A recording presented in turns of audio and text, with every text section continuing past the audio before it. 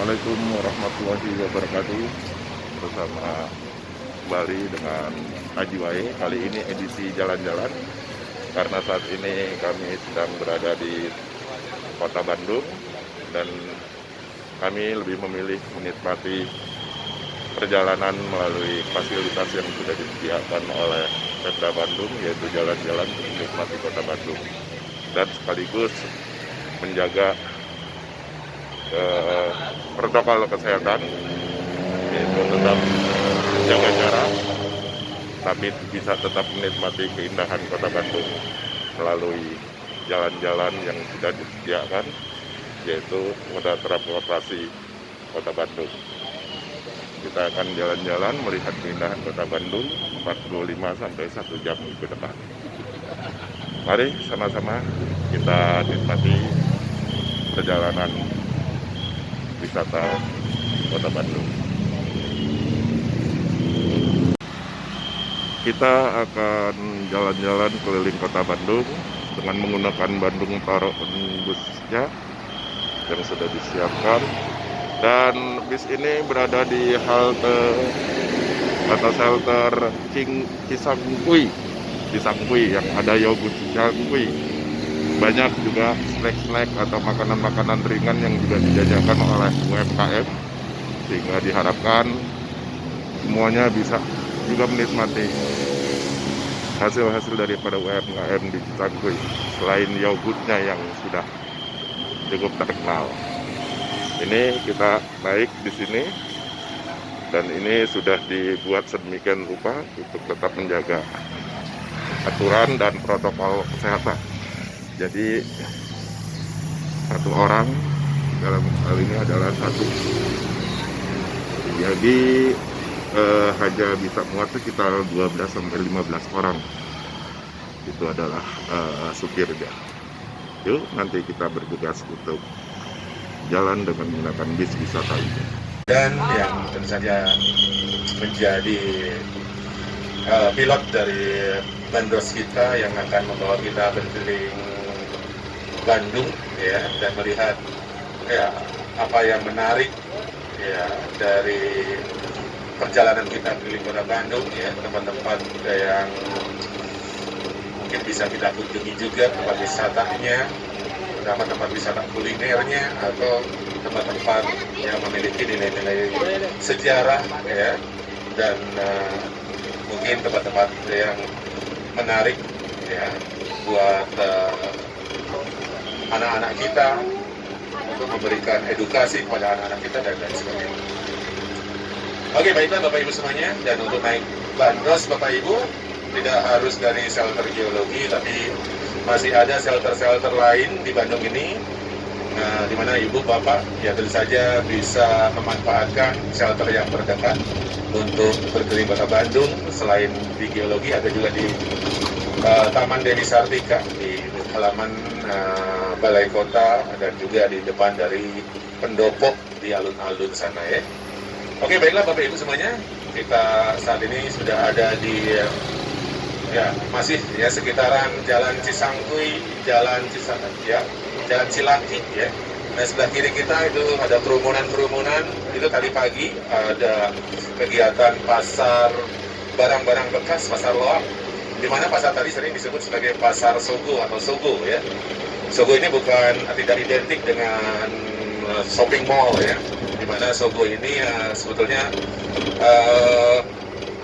namanya istilah yang diberikan untuk pasar barang-barang bekas tadi oleh masyarakat di sini, ya. Dan Sogo sendiri adalah singkatan dari shopping dari Cingogok, ya, Sogo.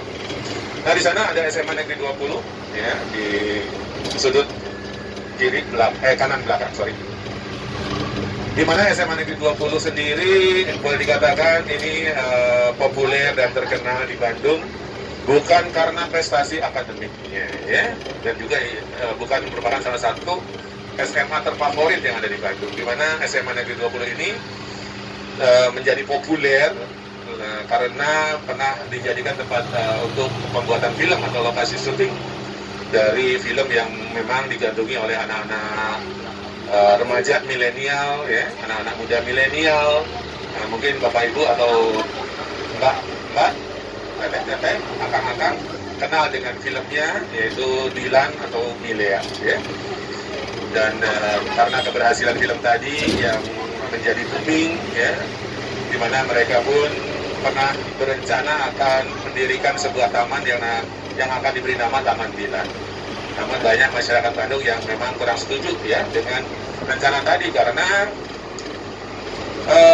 tentu saja nama Dilan ini selain mungkin kurang familiar, kurang akrab di telinga mereka, dan juga mereka mempertanyakan sebetulnya kontribusi Dilan untuk kota Bandung ini sejauh mana, ya. Jangan hanya dikarenakan filmnya dibuat di Bandung, kemudian menjadi terkenal, lantas mereka akan membuat taman dengan nama yang tentu saja mungkin bisa disejajarkan dengan nama-nama lokal yang sudah terkenal di luar, ya. SMA terfavorit yang ada di Bandung. Biasanya siswa-siswi yang sekolah di sana ingin melanjutkan ke jenjang yang lebih tinggi di perguruan tinggi terkenal, ya, yang terfavorit, ya. Ada kawasan rekreatif yang menjadi taman lalu lintas Bandung atau taman lalu lintas ada di Irman Suryani. Itu dulu namanya Taman Insulinde, ya, yang digunakan sebagai tempat upacara ataupun latihan dari tentaranya Hindia Belanda, ya. Dan yang menarik dari SMA Negeri 3 ataupun SMA Negeri 5, tadi saya ceritakan bahwa dulu ketika zaman Belanda ini merupakan sekolah bergengsi, ya, bagi warga kota Bandung khususnya, dan juga warga masyarakat, ya, lainnya, terutama dari keluarga-keluarga bangsawan, keluarga-keluarga menak dan terpandang, ya. Dulu namanya HBS, Hoegera Burger School. Itu setara dengan SMP dan SMA karena jenjang pendidikannya 5 tahun lamanya, ya. Jadi ini campuran, ya.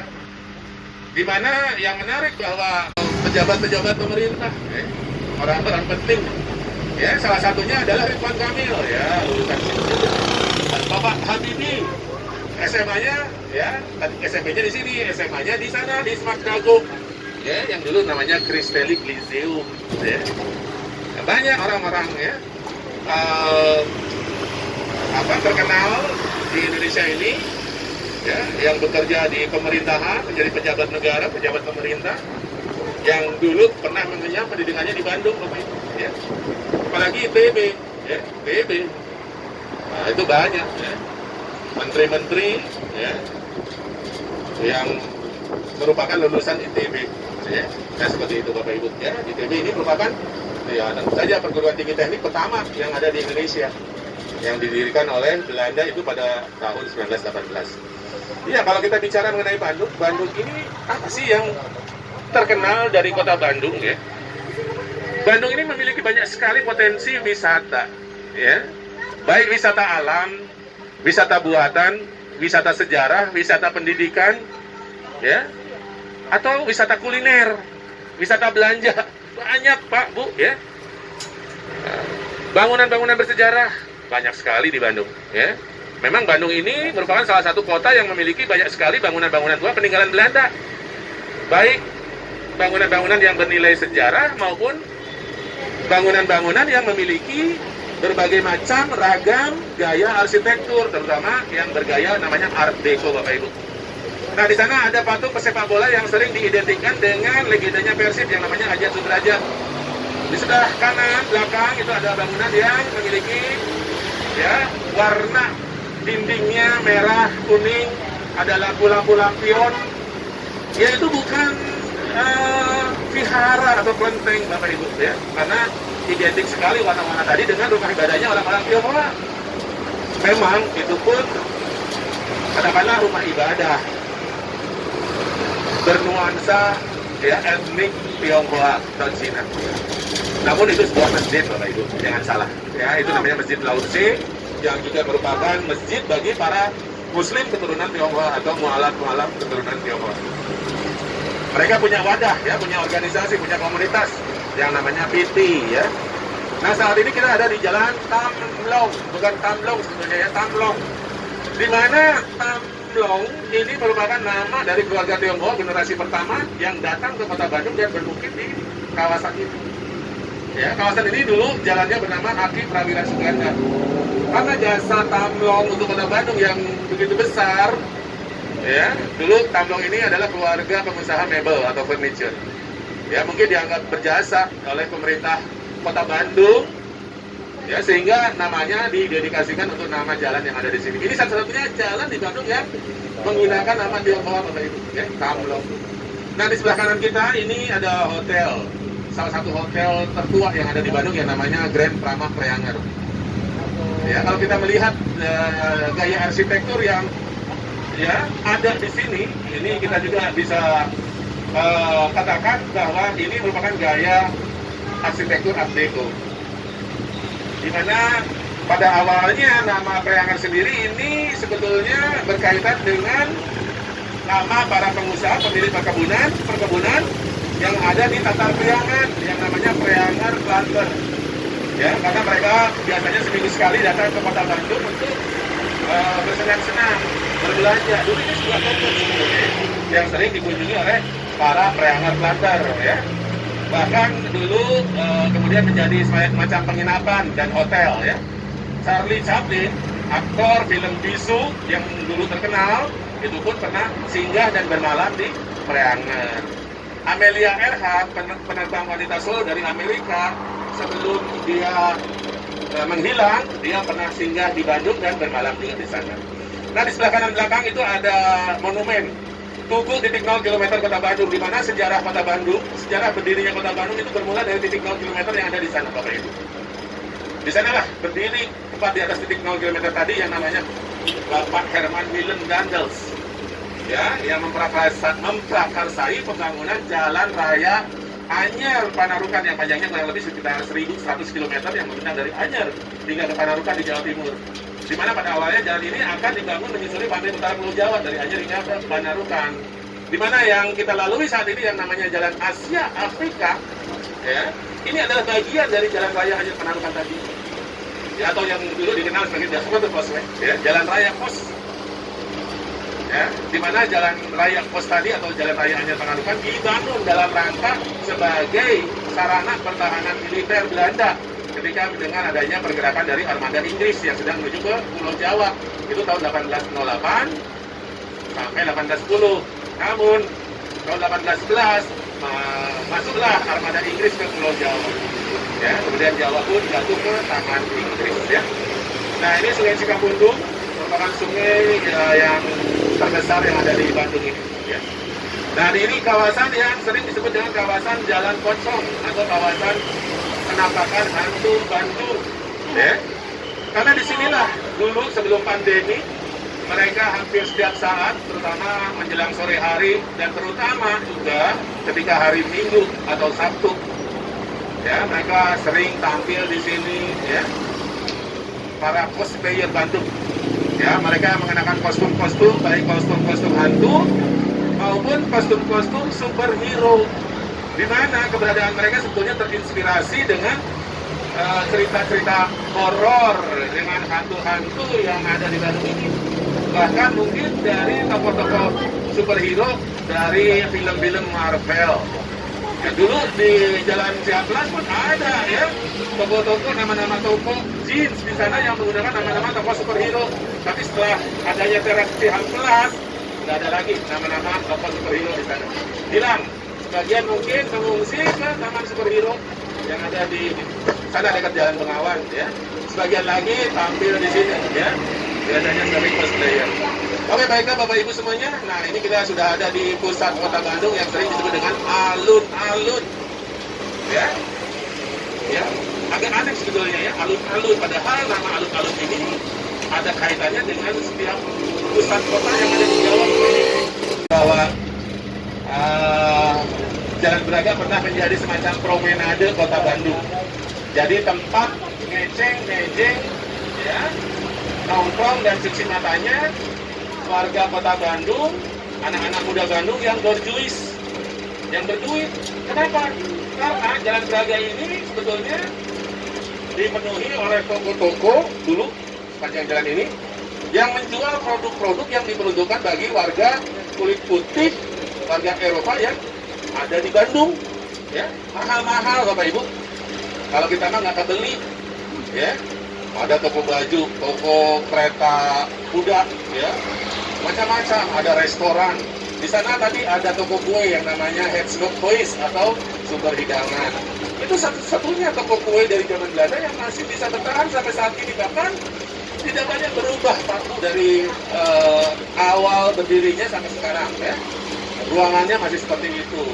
Ya, rasa kue-kuenya juga masih dipertahankan seperti itu. Ya.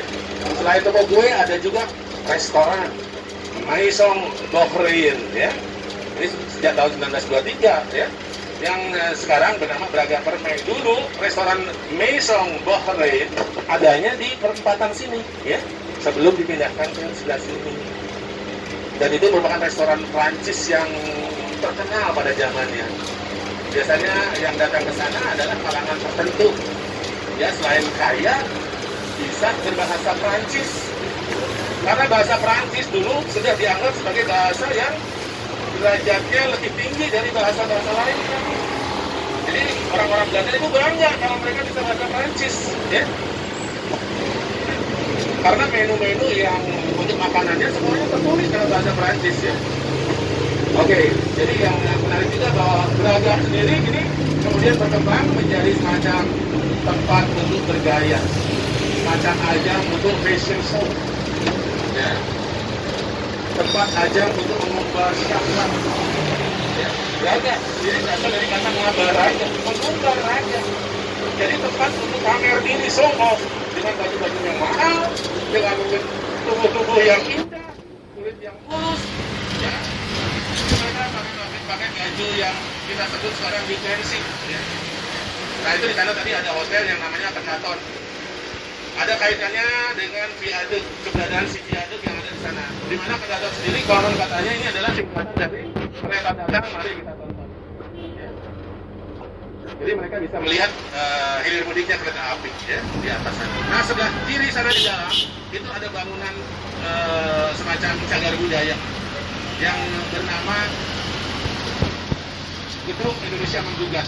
Itu dulunya merupakan sebuah pengadilan negeri zaman kolonial yang namanya Landrat, di mana, ya, pengadilan tadi pernah menjadi tempat untuk mengadili Soekarno.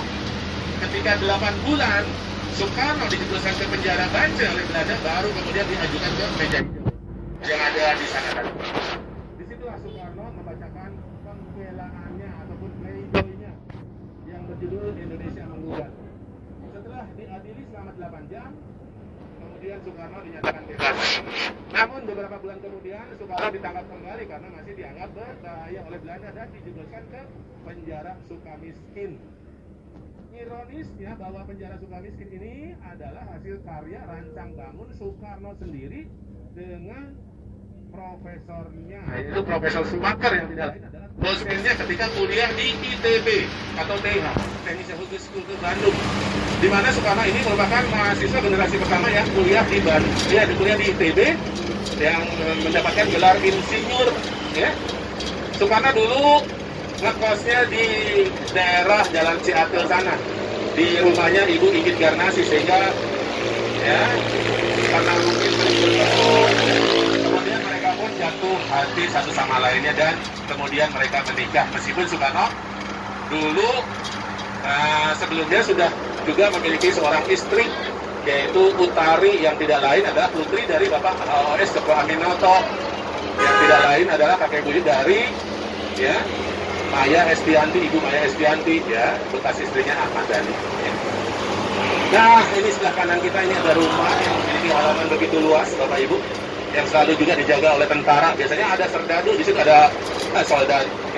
Soldadu kalau orang sini bilang, ya, ada tentara yang jaga rumah tadi. Ya, di mana rumah tadi bukan rumah pribadi, ya, itu rumah milik negara, ya, lahan milik negara. Ya, di mana yang tinggal di sana pun bukan orang sembarangan, tentu saja. Meskipun biasanya orang kaya hanya dijaga oleh, ya, security atau satpam atau mungkin juga polisi. Ya, di sana disebut dengan gazebo karena adanya bangunan gazebo, ya, tempat sasaungan lah, ya, bancong kalau orang sudah bilang, ya. Tapi sayang ketika tempat tadi direnovasi, si babancong tadi ikut dibongkar dan tidak dibangun kembali. Nah itu dia ya, sebelah kanan kita bisa melihat yang namanya gedung sate, di mana nama sate sendiri diberikan karena orang dulu sering melihat adanya ornamen tusuk sate yang ada di atas menara, ya. Jadi itu yang menjadi dasar pemberian nama gedung tadi. Sebetulnya gedung tadi bernama Government Sudirman atau GB atau KB. Ya, di mana itu adalah bangunan pemerintah yang dibangun oleh pemerintah Hindia Belanda ketika mereka berencana akan memindahkan pusat pemerintahan mereka yang ada di Batavia ke Bandung, Bapak Ibu, ya, karena Batavia dianggap tidak nyaman, panas, sering banjir, sering munculnya berbagai macam wabah penyakit, ya, sehingga banyak orang meninggal, terutama orang-orang Eropa, ya, orang Belanda, dan Batavia pun sering disebut sebagai kuburan, ya, bagi orang-orang Belanda di Hindia Timur. Ya. Baik, sahabat semua, kita tadi sudah jalan-jalan ditemani keliling kota Bandung dan sekarang sudah kembali sampai di Cisangkui, halte di depan gedung Museum Geologi dan Museum Dwi Warna. Itu bagi rekan-rekan, sahabat-sahabat yang berkesempatan ke Bandung, walaupun dengan kondisi protokol kesehatan harus dijalani wisata untuk merefresh pola hidup kita juga supaya kita tidak terlalu stres. Monggo, silakan Bandung, nikmati fasilitas yang ada dengan menggunakan fasilitas wisata Kota Bandung. Oke, terima kasih Pak. Terima kasih banyak Bapak. Mudah-mudahan bisa dan teruskan perjuangan kita. Kita lawan COVID-19. Tetap jaga jarak, tetap jaga kesehatan, tetap makan makanan yang bergizi. Terima kasih. Terima kasih Pak. Terima kasih Pak. Ya, Pak.